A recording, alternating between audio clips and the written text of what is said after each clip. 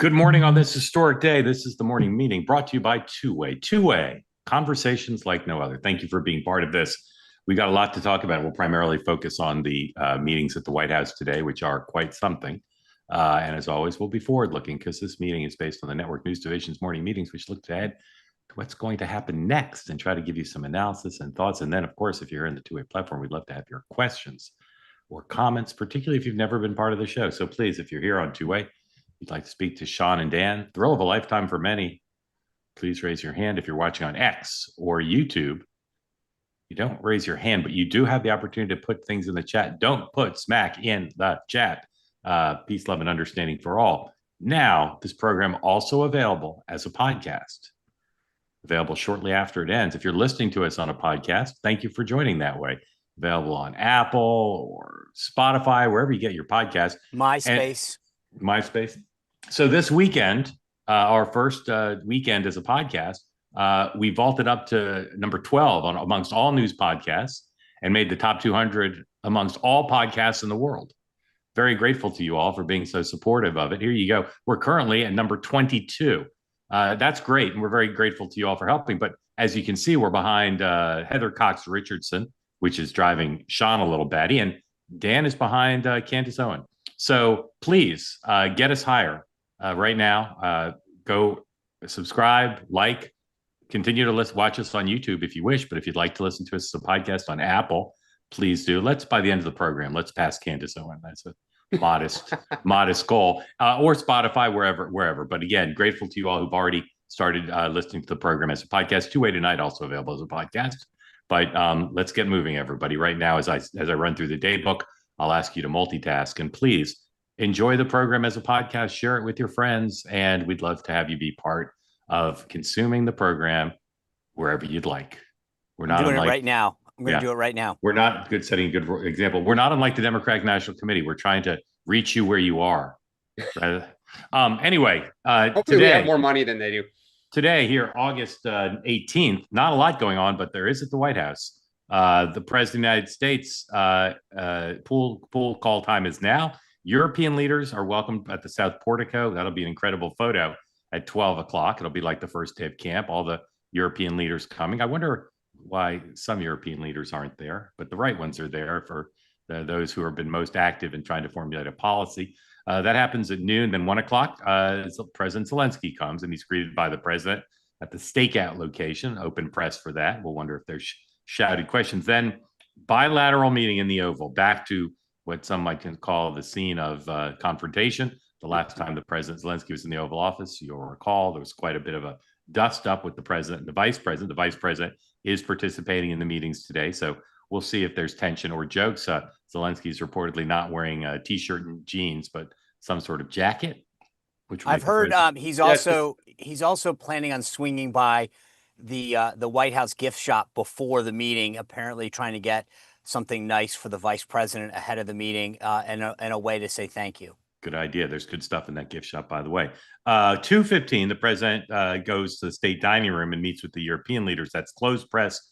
2:30, family photo with all the European leaders. That'll be big, 2:30. And then 3 o'clock, president participates in a multilateral meeting with the European leaders in the East Room, which is pooled press. And we don't know what the format for that will be, whether it be making statements or what. But it's there's 4 or 5, maybe 6 opportunities there for the president to speak. And both Rubio and the special envoy Witkoff spoke a lot over the weekend on 7 different Sunday shows. But there's still a lot of unanswered questions. And of course, we'll see what progress is made today. There's conversation about potentially planning a trilateral meeting later in the week. House and Senate still out. And there's a federal court hearing at 10. The ACLU is trying to shut down the Alligator Alcatraz immigration detention facility. All right, let's talk about previewing the day. Here is our special correspondent, everyone, setting things up. 104, please. And here we go. We begin with a Fox News alert. President Trump says it's a big day at the White House. In just a few hours, he will welcome Ukrainian President Zelensky and other European leaders just days after his summit with Russia's Putin in Alaska.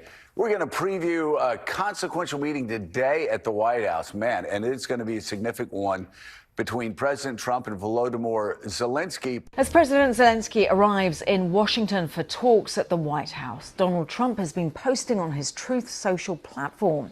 He's insisted that Volodymyr Zelensky could end the war with Russia almost immediately if he wanted to, or he can continue to fight. Donald Trump has ruled out Ukraine joining NATO or regaining control of Crimea as part of a potential peace agreement with Russia. His announcement on social media comes ahead of his White House meeting with the Ukrainian leader. Ukrainian President Volodymyr Zelensky is expected at the White House later today to help chart a path forward in the wake of those failed talks between President Trump and Russian President Vladimir Putin. Failed talks, everybody. They were failed. Friday.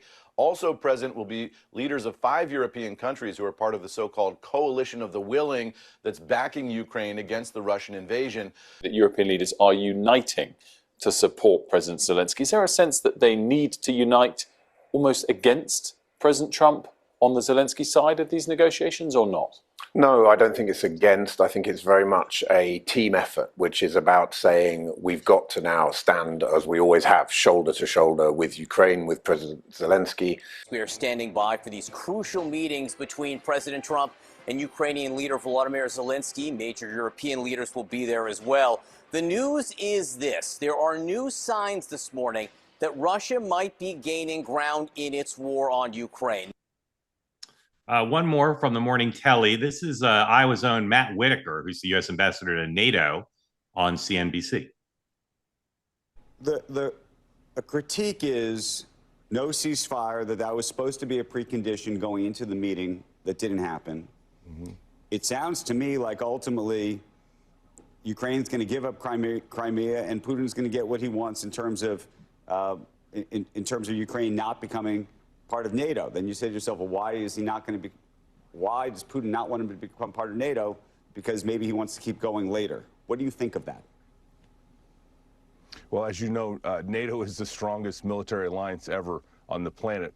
So, I mean, obviously, that is a strong incentive, and Ukraine does want to be in NATO. All 32 members would have to agree to that ascension if that were to happen. But, you know, what's very clear that came out of Friday is that there is something here to work with. Ukraine's going to have to agree to any deal.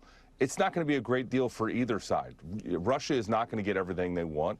Ukraine's not going to get everything they want. But at the same time, we're going to end the tens of thousands of soldiers and, quite frankly, civilians that are dying every week in Ukraine. I mean, it is just catastrophic, the humanity. And so I think, you know, we have to not let the perfect be the enemy of the good, and at some point in time, see if a deal can be had. Okay, the president and Zelensky both have been on Twitter, or Truth Social on X, quite a bit. The president tweeting, or on Truth Social rather, saying they're not going to be part of Ukraine. They're going to, or NATO. They're going to have to give up some land. Some things never change, as the president writes, and of course, continuing to blame everything on Barack Obama and Joe Biden. Zelensky on X. I think the main thing to say about him, we can put up the two tweets, but they're long. The main thing to say is he's being very conciliatory. He's learned the lesson to not inflame President Trump and advance the meeting and do anything that would appear ungrateful. And even though people are in my business are calling the summit on Friday failed, and even though they're looking for signs of division between the president and Ukraine and Europe, in fact, this meeting, I think, represents a fair amount of unity. So, guys, let's start with just previewing the day. Don't get out ahead of today. Sean, what should people look for in this series of meetings at the White House? Well, I think obviously based on last time, this initial spray in the Oval Office is going to be critical. What is the tone? What does the president say? How long does it last? So right off the bat, I think the president said the other day when he met with, when he was about to meet with Putin, that he'd know in the first 2 minutes. I think we will all know in the first 2 minutes how the tone is going to go based on that initial pool spray when the press comes into the Oval Office and sees them interacting. How is the dynamic in the room? what is the, not just in terms of words, but in terms of posture, et cetera. So that's the first thing I'm going to look for, is how that goes. Because look, all that other part, everything on that schedule is predicated on how that first part goes. We saw it in Alaska. It can get blown up real quick. And we obviously saw that with that first Zelensky meeting. So how this thing kicks off is going to be everything. Okay, Dan, what are you looking for?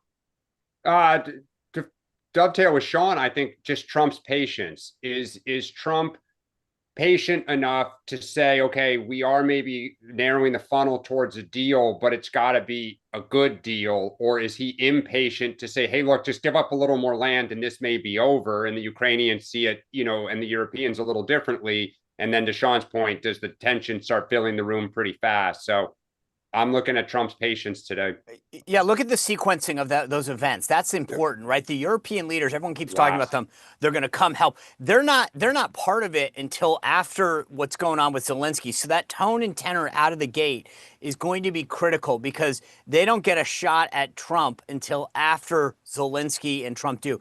What are his initial comments? You saw how he let in on those truths early this morning. Does he lead the meeting by saying, we all know you're going to have to give up this, and that's going to set it? Or does he stand and say, we've got to stand with Ukraine? I mean, so I think, like I said, you're going to know everything in the first 60 seconds to 2 minutes of that meeting. Well, and those truths are back to where we were before, which is almost, he is publicly trying to soften Zelensky up. Like he is throwing some jabs at him before they've even gotten in the room.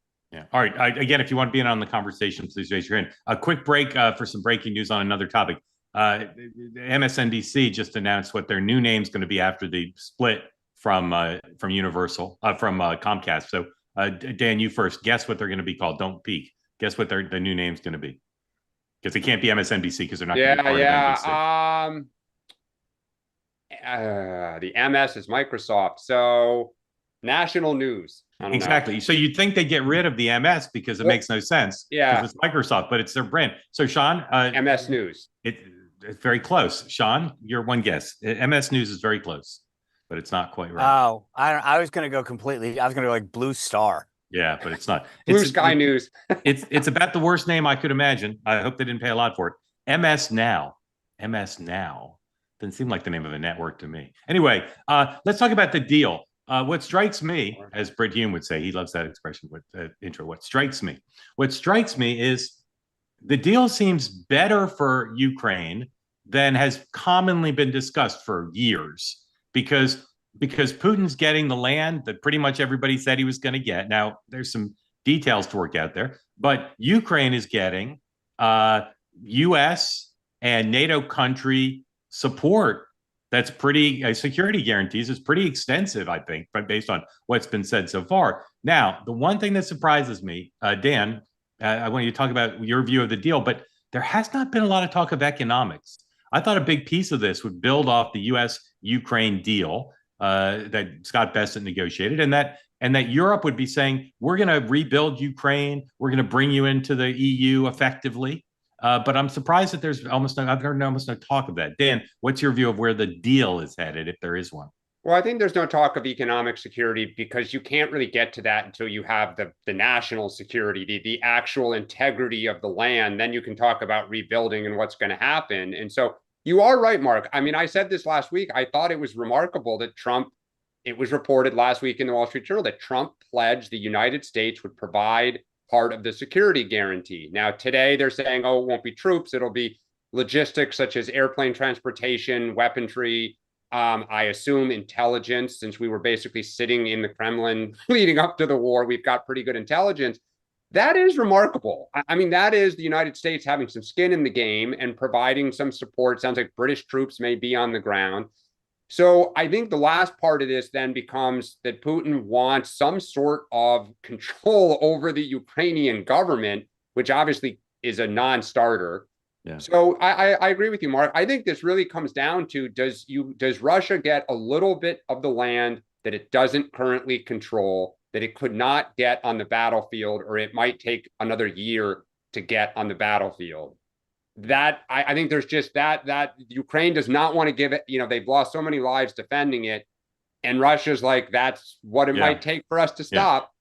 Sean, none of us like Putin getting an inch of land. So let's be clear about that. I'm not being cynical about it or cavalier about it, but do you agree with me that this is shaping up to be, given what's been talked about, it's not bad for Ukraine under the circumstances? Yeah, I agree. If the agreement as described holds, that's probably the best case scenario. And this is why I'm going to veer off and say this. I don't think we're going to get a deal, because I actually think that Putin is not going to ever allow a peacekeeping force. It's always been about the land and then the security apparatus the follow on. I think that he is going to obfuscate when we get down to the details. They'll get to the land and then I'll say, but I'm only going to allow 500 or something like that. Right. Chinese troops, he pitched. Right. I mean, yeah. And so I don't mean to be cynical, and I hope I'm wrong on this one. I am surprised for all of these reasons. And I do believe at the end of the day, Putin is going to find some reason to object, to say no. And then trying to get Trump to throw up his hands, because Trump has said at some point, I just can't do it anymore. So I think that we're going to get there. It's going to get to the 5-yard line. Everybody's going to think it's great. We're all going to clap each other's, everyone's going to clap and pat each other on the back. Look, like I said, I want to be clear. I hope I'm wrong on this. I can't believe that Putin will buy into this. And do you think, though, that if that's the question, though, Sean, is Trump desperate for the deal? Would he walk away if they get close to the 5? Okay. Yes, he will. Do you got just yes or no, Sean? Will there be a 3-way meeting this week or soon? No. Dan? Nope. I don't see Putin agreeing to it. Yeah. Right. So I agree with you. I'm very worried that this is all going to fall apart. However, my colleagues spending the weekend calling this a failed meeting in Alaska, I respectfully say bonkers. It was not a failed meeting. Putin's not going to surrender on the tarmac, and I don't mind giving Putin special, flourishes if that'll help get a deal. Who cares? But I agree with you, Sean. It's hard for me to see Putin accepting this deal. He killed at least some people overnight, including a kid, according to the Ukrainians. So the other thing that I think people who are skeptical of the president's strategy are underestimating is these sanctions, the toughest sanctions ever, could be on in 10 days. Like he hasn't taken them off the table forever. He's just trying to not annoy Putin by talking about them now. Dan. Well, but the only thing, though, Mark, about that is they've been on the table now forever. And he keeps, at some point you can't keep saying, I might. The point is, the point you do it is after Putin walks away from a deal that everybody knows is the best either side can. But yes, but no, which is, to Sean's point, Putin has kind of jerked his chain around. If you want to be generous, what got Putin to agree to meet him in the first place was a sense this may actually happen. Yeah. At some point, you can't keep pulling the football away. You've got to say, all right, until you're serious, until you actually sit in the room, we're putting it back on and we're sending, 50 billion of weaponry to them. I agree. But if Sean's right, I have a fairly high degree of confidence based on the conversations I've had that there will be the toughest sanctions that's ever been imposed on Russia. Great. Sean? I agree. I've said this before. I know prior to that first deadline last Friday, what was being talked about and offered up to President Trump was very serious. It was very tough. It dealt with the black the sort of the fleet, the Russian fleet that was sort of black market version of getting oil and gas out of there. They were very serious. So I think it's possible it goes back on soon, but I just can't, by everything that you've seen with Putin, the idea that he would agree to this kind of stuff, I just can't see it happening. That being said, I do think we end up in a world where sanctions go on and Trump says, hey, I've tried everything here. And maybe we come back at some point. But I just don't see it. Defies logic to believe that Putin is going to say, yep, I'll allow you guys to do this follow-on force.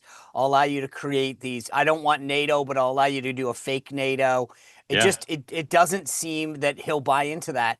And I will just say this, to your point about the media coverage, Mark, I was sort of blown away. It's everybody. This has been the problem from Trump day one. They always worry about the process. Oh my God, the carpet was red. Who gives a crap? If you get peace, if you stop people from killing and end the destruction, what the hell does it matter? And yet all of these people have their panties in a wad about, oh my God, he rolled out the thing. Do you know what a flex it was to see that B-2 fly over the top? Putin looks up.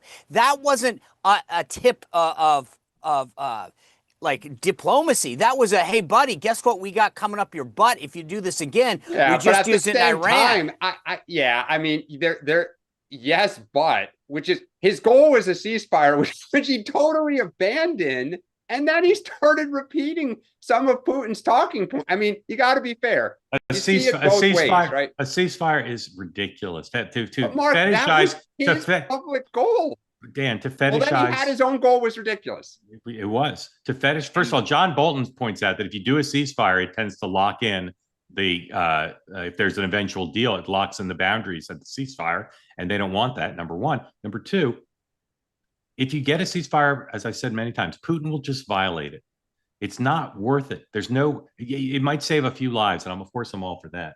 But this fetishization in the press of Trump dropping the ceasefire, as opposed to focusing eye on the prize, a peace deal, was part of an insane weekend of coverage. But Mark, they were obsessed about it because Trump said that is my goal. So you can't. You can say it was a stupid goal. It was stupid when it was stupid when Trump said it. It was stupid. All right, one more topic here, and then we're going to switch to a few more things and then get to your questions. I'm so grateful to learn of the influence of this program. That when I said something about Putin on Friday, it got a lot of attention. Thank you for that. Just to be clear, I didn't really think they were going to arrest Putin. My point was how incredible it is that this guy is coming to the United States. He's been declared a war criminal. We've had no contact with him, and his first interaction in face-to-face with the American president was in the United States. I didn't literally think they were going to arrest him. I'll be clear about that. But I wanted to highlight how extraordinary what happened on Friday was. Now, each of you, what's one thing, just an out there thing that you think could be a surprise today or going forward in this that people aren't expecting? Dan. The Germans agree to provide troops as well. Good one. That was on my list. Sean. I'll go back to the financial aspect. I think part of this, I mean, how you do an Article 5 response so that without invoking NATO is, to me, sort of Marco Rubio was asked about this yesterday, how you sort of incorporate an attack on one as an attack on all without it being formally part of NATO, to me, is going to be the intrigue. And why the U.S., I just can't believe that Trump would agree to that. I mean, to me, that's going to infuriate MAGA. Right. All right. Mine is a massive economic rebuilding fund created to put the country back together, even if there's no peace deal, but especially if there is. All right, moving on. And again, obviously, we'll take your questions on Ukraine comments as you wish. Gavin Newsom and his team have developed a social media strategy that is like no other. They're just mocking Donald Trump's style. You can just start putting these posts up, Paul. It's hard to even read these, but anyway, they respond sometimes to Trump tweets or news. Here's one: not even JD Just Dance Vance can save Trump from the disastrous maps war, in quotes, he has started. And this is in all caps, by the way. Not even his eyeliner lines look as pretty as California, quote, map lines. He will fail, as he always does. Sad, exclamation point. And the peacetime governor, our nation's favorite, will save America once again. Many are now calling me Gavin Christopher Columbus Newsom because of the maps. Thank you for attention to this matter, Gavin Newsom. Next one. This is a picture of J.D. Vance. I don't really know what this meme is, but it's a picture of J.D. Vance looking like, I don't know, what is that? Breakdancing. And then they've got their AI thing. And here's a picture of Gavin Newsom. Again, I'm sorry for those of you on the podcast with that's Hulk Hogan, Tucker Carlson, and what's his name? Kid Rock in a portrait with Gavin Newsom, the whole thing. Anyway, lots of these tweets. So this is here's another one. The last one. Donald Tiny Hands has written his autobiography this morning. Unfortunately, low IQ. He spelled it wrong. Beta, soon you will be a fired beta because of my perfect, beautiful maps Thank you for attention to this matter. It's in response to a Truth Social post that was some sort of typo by Donald Trump.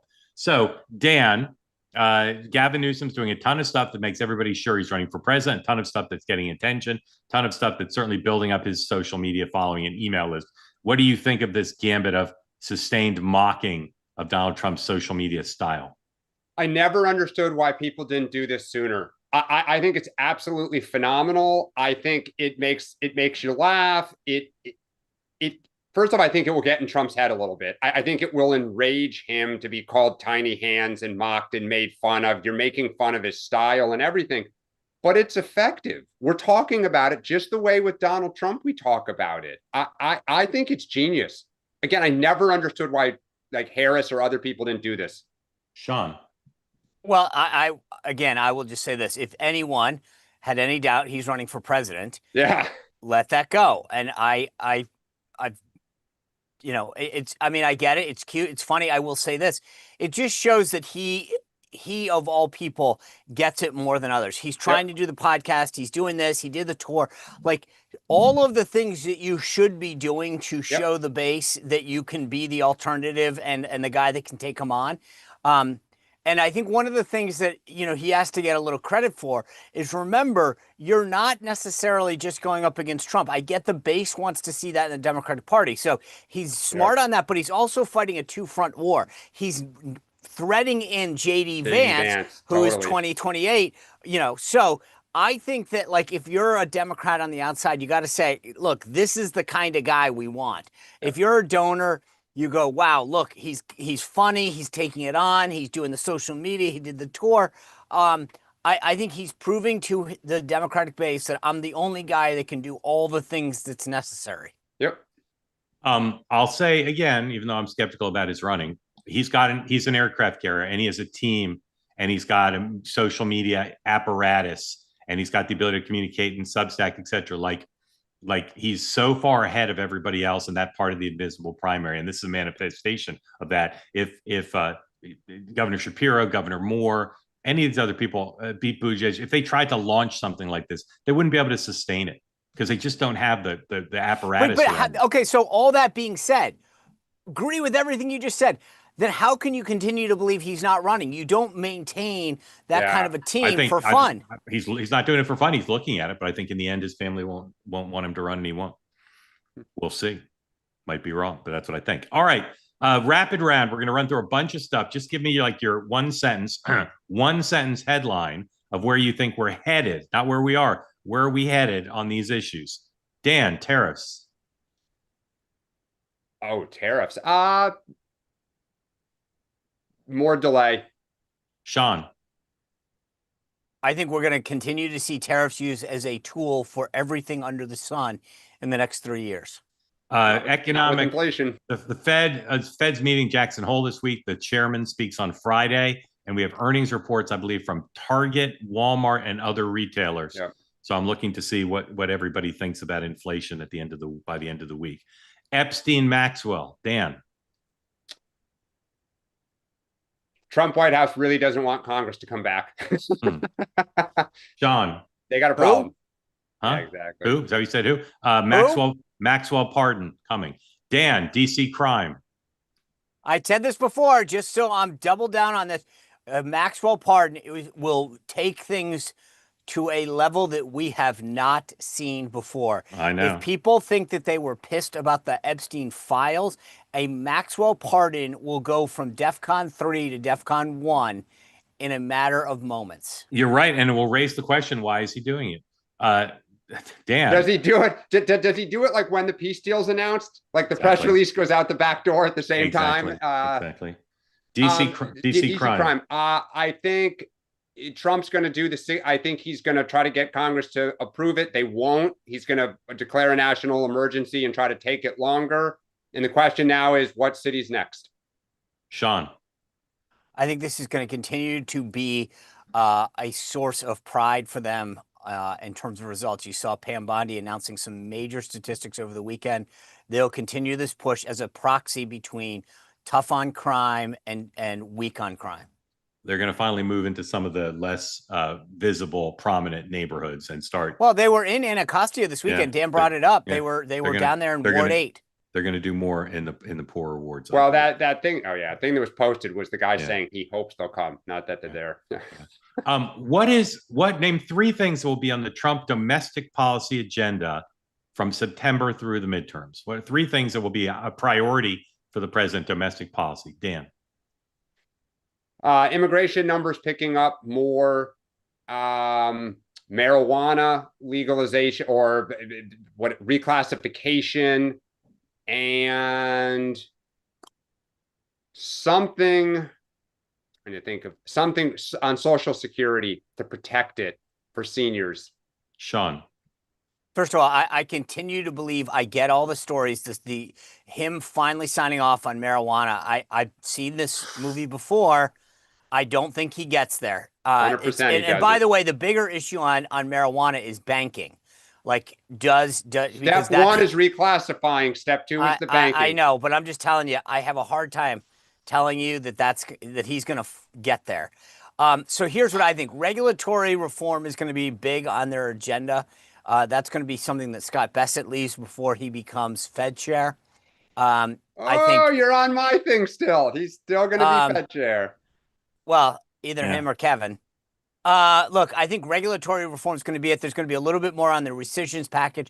And then I think there will be a fight that will be unsuccessful on what to include in a new reconciliation package. I was going to say. So you don't think there'll be one, or you do think there'll be one? I do not. Dan? I think they're going to try. Fed chair named in 2025 or 2026? Sean? Just need a year. 25 or 26? All I need to know is tell me what happens at the September meeting. I just need a year. I know. And if they cut rates, then it's 2026. If they don't cut rates at that September meeting, it's in 2025. Dan, 25 or 26? 25, because inflation picking up. They are now caught in the vice. Okay. Story, I believe in the New York Times, or no, Politico, about the DNC's cash falling short.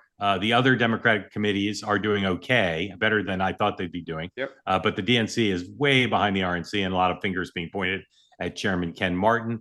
Dan, take the temperature again. Will Ken Martin be the chair on Valentine's Day, 2026? Nope.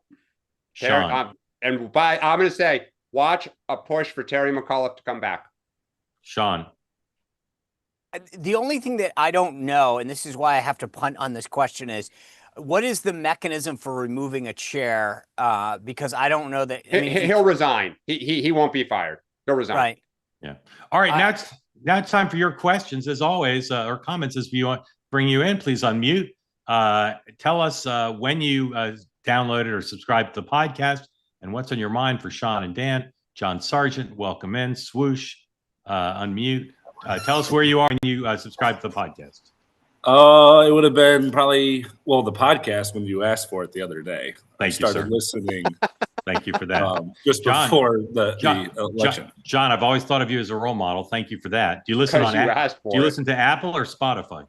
I'm a Spotify man myself. The Wrapped at the end of the year, I can't beat it. Yeah. The what at the end of the year? The Wrapped, when they send out your stats and then you realize how much music you are. Yeah. Just how many times have you listened to All Too Well? It's good. The 10-minute version is good to know at the end of every year. Probably 2 or 3. Okay. John, welcome. Thank you for joining. Where are you from? Grand Rapids, Michigan. Grand Rapids. Amazing. Thank you for being here. Tell us what's on your mind for Sean and Dan. Yeah. So I turned 18 in 2016, so my entire voting life has been in this Trump world. And my thoughts on Trump are, I love his policies. I hate his demeanor. After 2020, I was totally out. And then the Democrats brought me back in with all the litigation and all that goodness. So my question for you guys is there somebody in the party right now, in the Democrat Party, that's going to run on policy? Or is this all going to be the Gavin Newsom? We're just throwing mud at the other side, and then I can't go to my family reunion because it's split right down the middle. Fantastic question. Dan, anyone in your party care about policy? Yeah, in fact, I was just going to ask you, as you were saying this, John, what do you think of your governor? Oh, so I don't know. During COVID, I hated her. But then after COVID, I grade on a curve, not the worst. I think she would. I think she could do it. I think Josh Shapiro for me and Gretchen Whitmer would be two people that I think could actually come out and do it. I don't know though if they're going to be able to get through the primary without just alienating me and any of the moderates. Well, so I asked because there's a thing in Axios today about Whitmer, and obviously Shapiro, I think, is in the same bucket of they're not going full throttle at Trump the way Pritzker and Newsom are. They are laying the foundation to go in the opposite, which is we get stuff done. We work with him when it's in our state's interest. We would, and I think what they'll say is we'll work with Republicans when they want to work with us in the country's interest. I don't know where our base will be in 3 years. I keep saying this. Our party flirts historically with the really progressive, rabid candidate like a Howard Dean or a Bernie Sanders, but we tend to sober up right before voting and go with a safer candidate. Now, that may at some point may break, but I would keep an eye on those candidates laying low right now. It's a long way till 2027. John. I agree with Dan. I mean, I think that both of those guys have shown an interest in being more substantive. I would actually put Pete Buttigieg to some degree in that category as well. Let me ask you a question, John. Why are you a Democrat? Like, what motivates you to vote? So I don't actually know where I am. I'm, in all honesty, probably I was raised in that old Republican George Bush type view. And then I find myself drifting into the America First stuff, but then they lose me when it comes to like not supporting Israel. That doesn't make any sense to me. They're our only ally in the area. And so I don't really know. Like I said, I really find what's the number one thing? Like, what is the one issue that you go, that gets me or that loses me? You got to reduce the size of government. I'm sick of it seems like nobody is. Then you can't vote. I mean, like Republicans have not been fantastic. I know, strong but on Trump issue. spends like crazy. Like you got to look at it fairly. Like John, what does the federal government do that you'd like them to do none of or less of? Oh, I'd like them to get a handle on Social Security. I mean, I'm 28. I know what does that mean to get a handle on it? To actually have to actually go out and work together and figure out how to make it not just make us go bankrupt as we go down the road. It seems like we're wasting so much money on a system that nobody actually wants to touch. And if they all just banded together and did their job, then we could fix the problem. But nobody wants to do it because it's you win the next election, and so you just keep going. Well, I'll take the next one, the next one, the next one until it's a train going to hit us. Besides Social Security, what does the federal government do that you think they should do? Protect our borders, defend us militarily. You got to work on I would say the economy. So give us the best shot at trade. And I'm not phrasing it well, but somewhere in there. Yeah, that's good. What about Department of Education? Should that exist? I was homeschooled, so I'm not the right guy to ask. I would say no. I think that should be a state's thing. John, I hate to tell you this. You're on our side. I know. I know I am. Can we get a guy that isn't just the worst in there then, in terms of the way he presents himself? Do you got a candidate you'd like to be your next governor? Mike Duggan or senator. Or senator. I don't know. I haven't done enough into senator. We're a long way away. But you like Duggan? I was very intrigued by him. I reserve the right to change my mind if he goes crazy, but just on the thing that I watched with you, I was very impressed. I love, phonics just speaks right to my childhood. If you haven't watched my conversation with him on Next Up, I recommend it to you. Super impressive guy, great record as mayor of Detroit, now running as an independent for governor. And I hadn't really focused on him all that much before, but he was very impressive, I thought, in the conversation I had with him. Grateful to you for being part of Two Way. Thank you for setting a good example and subscribing to the podcast. And please come back. Thank you, John. Just keep telling them what to do, Mark. Yeah. All right. I'm calling on Leif Erikson Carter against my better judgment, because I'm sure that's not this person's name. Welcome in. Tell us your actual name if you wish, but where you are and when you subscribe to the podcast. What map is that? This is Indiana? Illinois.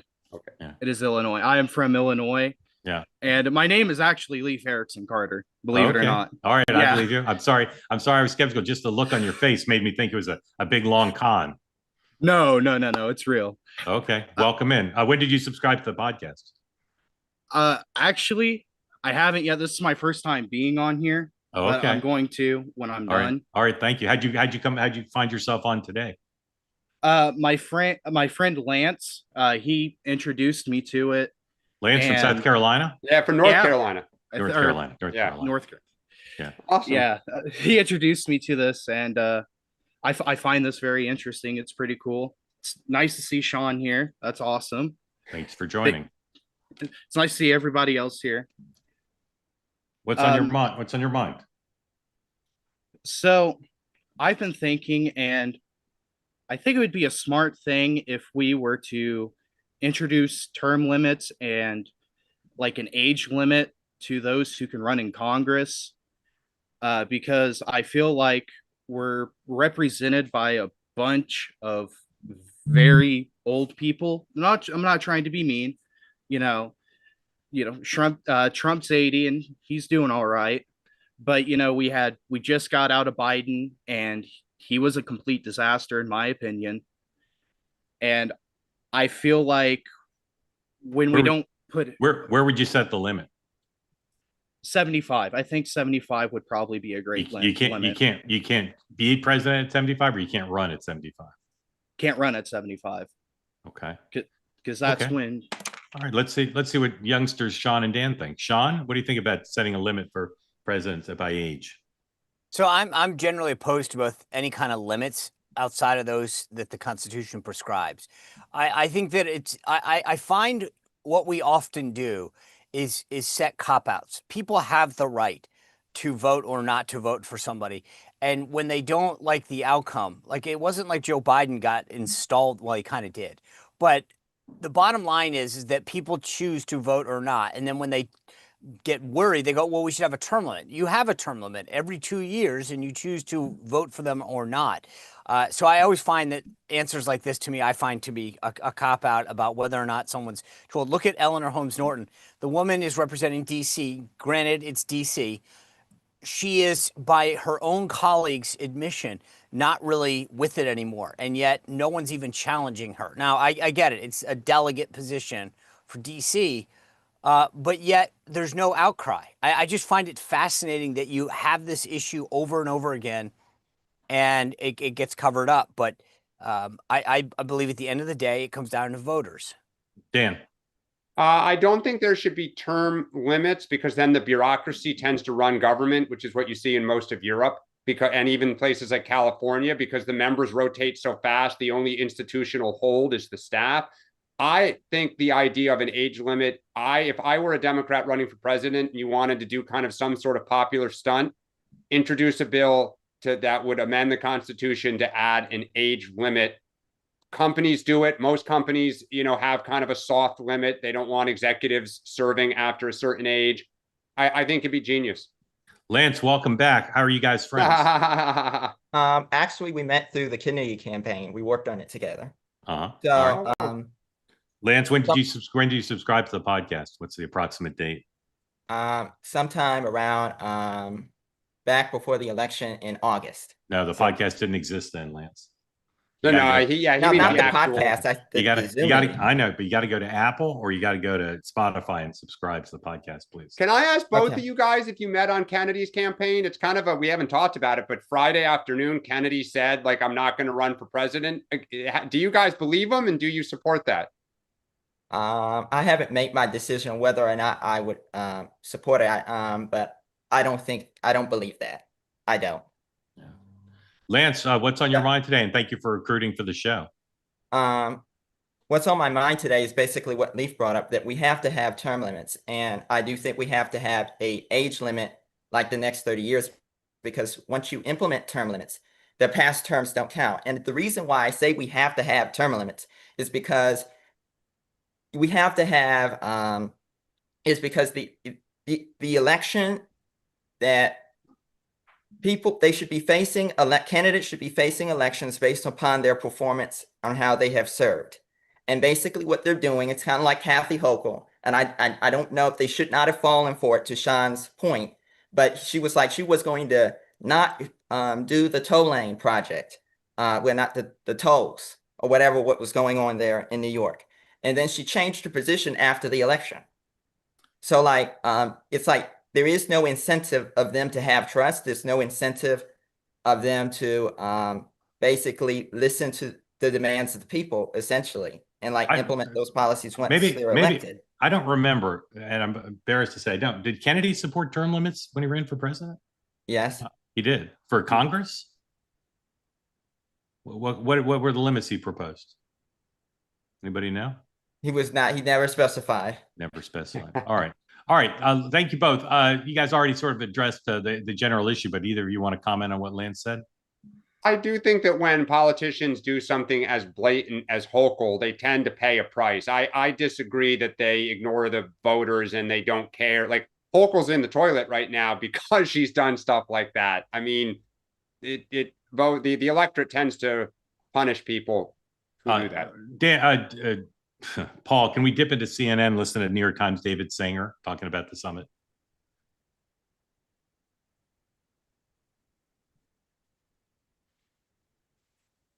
He will exploit every division. He already has exploited these divisions, and we're getting word from Moscow, or Fred Bleiken there, almost unbridled glee inside the Kremlin right now at the path things have taken. The one thing that's being floated that at this point is a little amorphous is the idea of security guarantees for I must have been listening Ukraine. to you, Mark. I guess my question to you is by whom and how would that practically take effect? What are some of the options on the table? Great question, because we don't really know what this looks like. The idea of a security guarantee is pretty straightforward. The Russians have violated every written commitment they've had before not to invade Ukraine. And by my count, they've had 3. Okay, but the idea here is put some kind of force in Ukraine, certainly made up of European nations. They're also members of NATO, but it wouldn't be a NATO badged force. And the question is, would the United States join that? Now, President Trump said for the first time over the weekend that he was open to that, and he told the Europeans that. But he didn't say whether he was open to putting U.S. forces in or just providing U.S. intelligence, which would be enormously helpful. The U.S. has got satellite capabilities that none of the Europeans do, targeting information, other intel. It's not clear what form it would take. And it's also not clear how big a force this is. Is this a peacekeeping force? Is it just what they call a tripwire force, so that the Russians would know they'd have to kill Europeans on their way to getting into Ukraine? Not clear what it is. Also not clear exactly what requirements they would have to respond. Is it Article 5 like guarantees, even though Ukraine will not be part of NATO, some kind of collective security? We just don't know, but we are watching. I know you are watching. David Sanger, great to see you. Great piece overnight as well. Thank you. All right. Breaking news out of Utah. 2 officers shot and killed, a third injured. All right. We're getting new. Anthony, welcome in. Tell folks who don't know where you are, when you subscribe to the podcast, and what's on your mind for Sean and Dan. I've been following you guys for about a couple weeks. I shaved my hair, so that's a whole other question. 2 questions for both of you guys. So, first time I came on here, I said I was a left-wing independent. I am, but I also tend to agree somewhere along the. I guess I agree with some things Trump does. So one thing I have is on the Ukraine situation. I honestly think that situation is just, there isn't going to be a deal made there because there's just so much on both sides that people want. Maybe I'm wrong, maybe I'm right. Another thing too would be on the term limits. I do think we should have term limits for both Supreme Court justices, for senators, because there's just too much.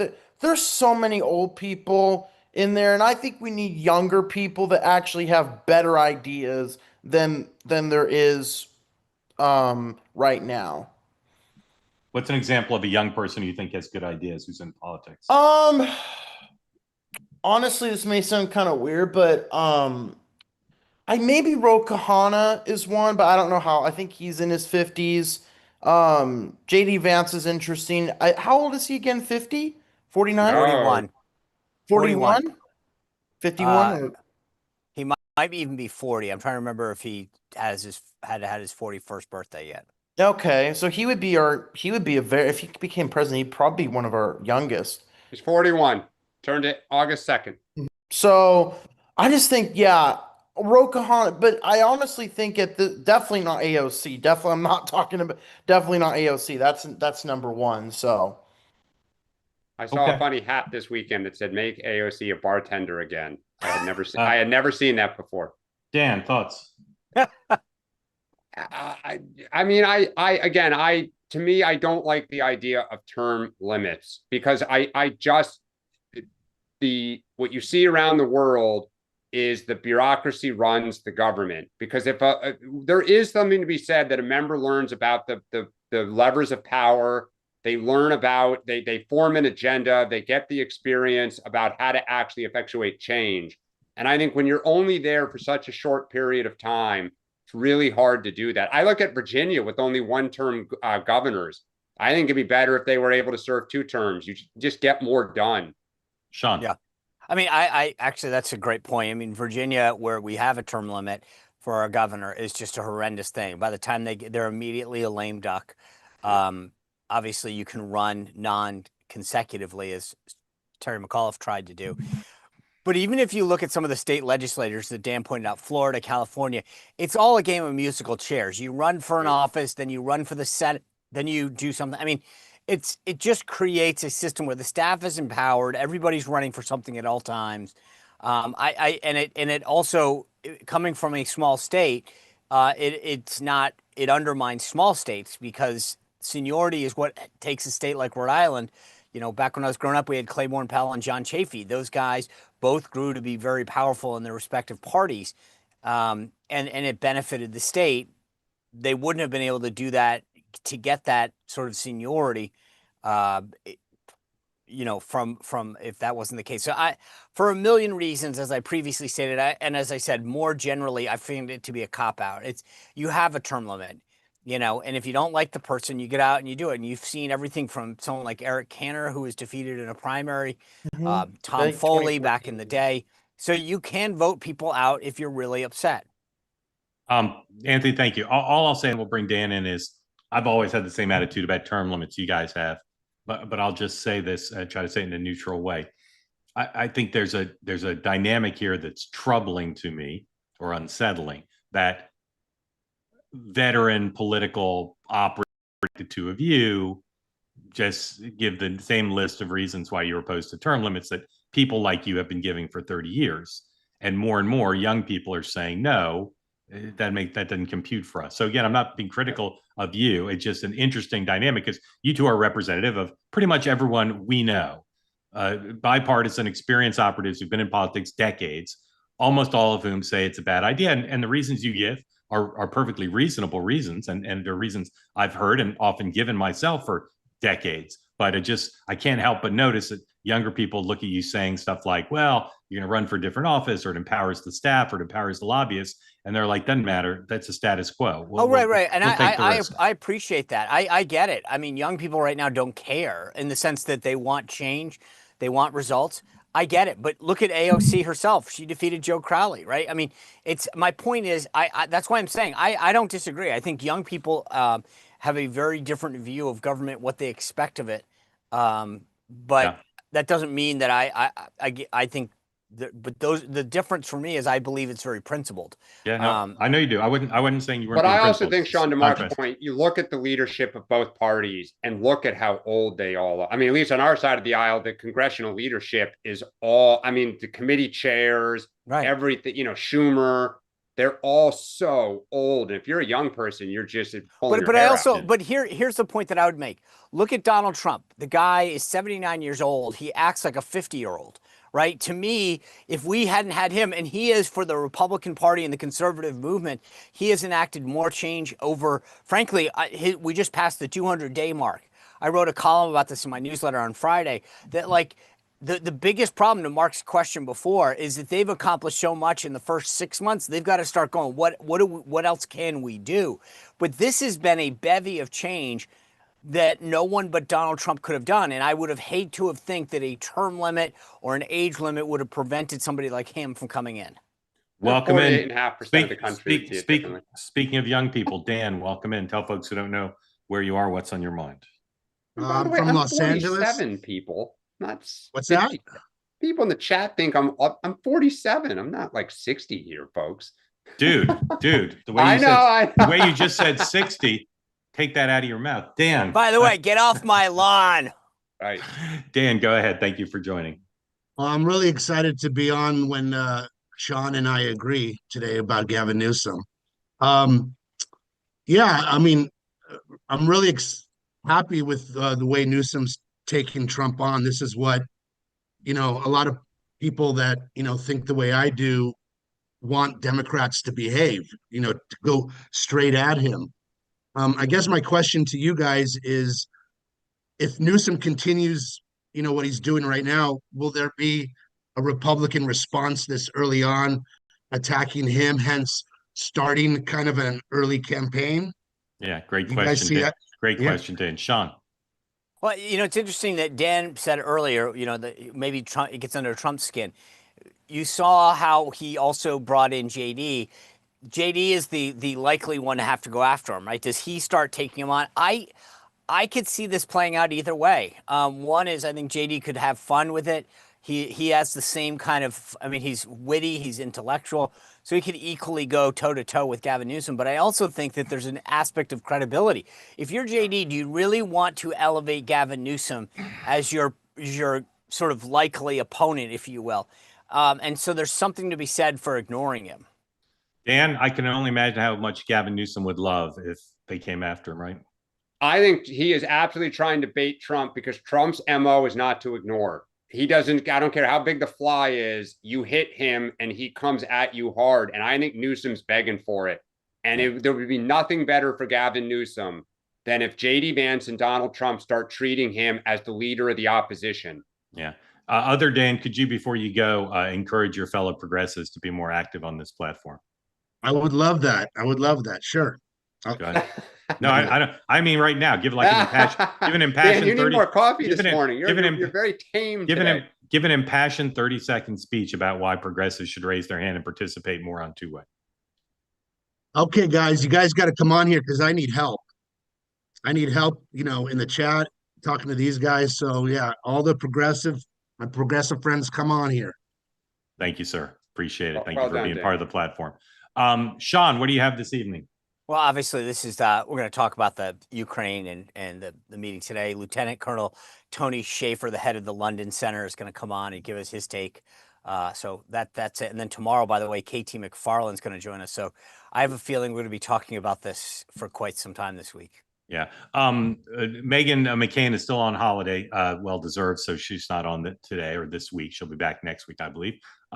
Two-way tonight, special time if you want to join live, 4 p.m. Eastern time on the two-way platform, 4 p.m. It'll stream normally 6 p.m. Eastern on YouTube and the podcast. And tonight, a special guest, one of the longest serving national security figures in modern Washington history, worked in the Pentagon in the 1960s and the Nixon White House, worked for McNamara at the Pentagon, worked for Kissinger and Nixon at the National Security Council, then worked with Madeleine Albright, served in the Clinton administration, and a variety of positions, has dealt with a lot of issues related to Eastern Europe and Europe. My dad, Mark Halperin, will be my guest at 4 p.m. and then 6 p.m. tonight to talk about all the stuff that happened at the White House and where we're likely headed, what the options will be for the United States and the Europeans. And then again, reminder, really so grateful to you for support of the platform in general. Important that you go to your preferred podcast platform or YouTube or all of them, Spotify or Apple Podcasts, and subscribe. This program now available as a podcast, not live, but almost immediately after the program ends. Same with Two-Way Tonight. Both doing very well on the podcast charts, but we'd like to do better.